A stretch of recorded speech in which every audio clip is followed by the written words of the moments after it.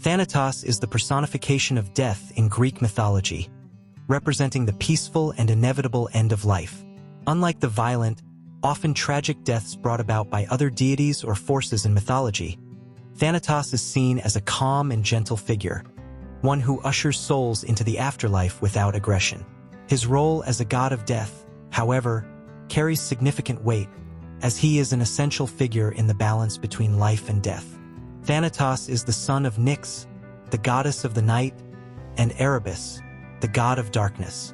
This makes him a primordial being, born of two powerful deities associated with the darker aspects of the world. Thanatos is often depicted as a serene, winged figure, carrying a sword or sometimes a branch of a poplar tree. His presence is associated with sleep and the peaceful side of death, distinguishing him from his more violent counterparts, such as Hades or the Furies. His role was to gently take the souls of the dead to the underworld, where they would meet Hades, the god of the realm of the dead. Thanatos was also closely related to Hypnos, the god of sleep, as both deities were seen as intertwined forces. While Hypnos brought rest to mortals and gods alike, Thanatos came to claim the soul when the moment of death arrived. The two were often depicted together, as sleep and death were considered to be siblings or even twin aspects of the same concept.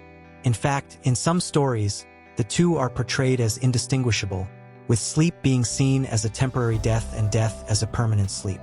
In this way, Thanatos' role was not seen as an event filled with horror, but rather as a necessary, natural part of the human experience. Despite his important role, Thanatos was not a commonly featured character in Greek myths compared to other deities. This may be because death, in the Greek view, was not a force to be feared but rather a natural transition that was to be accepted. However, Thanatos appears in several key stories, most notably in the myth of Sisyphus. According to the myth, Sisyphus, a king condemned to roll a boulder up a hill for eternity, managed to trick Thanatos into chains, temporarily halting the death of mortals. This act angered the gods, and eventually, Thanatos was freed, once again allowing death to resume its inevitable course. This story highlights the inevitability and power of death, as even Sisyphus's cleverness could not prevent it in the long term.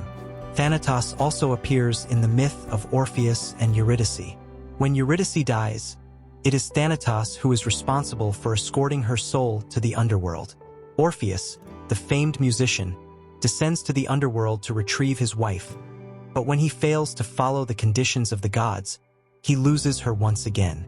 While Thanatos is not the antagonist in this story, his role as the unrelenting god of death underscores the theme of mortality and the tragic, irreversible nature of death. In art and literature, Thanatos was often depicted as a somber figure. In many depictions, he is shown with a shadowy, emotionless expression, a figure that quietly accepts the role he plays in the natural cycle of life. Despite his peaceful nature, Thanatos was sometimes feared by mortals, as death is a concept that, while inevitable, is difficult to face. In later Greek culture, the image of Thanatos was softened, and his role became less intimidating, as he was understood to be a necessary part of life, part of the eternal cycle of existence. In conclusion, Thanatos represents the natural and peaceful end of life, while other deities, such as Hades and the Furies, embody violent or abrupt forms of death. Thanatos' role is to bring a quiet and inevitable conclusion to existence. His connection with sleep through his relationship with Hypnos paints death as a peaceful transition rather than a dreaded event. Though Thanatos appears relatively infrequently in Greek myths, his role is nonetheless essential to the mythology, reminding both gods and mortals of the inevitability of death and the balance between life and the afterlife.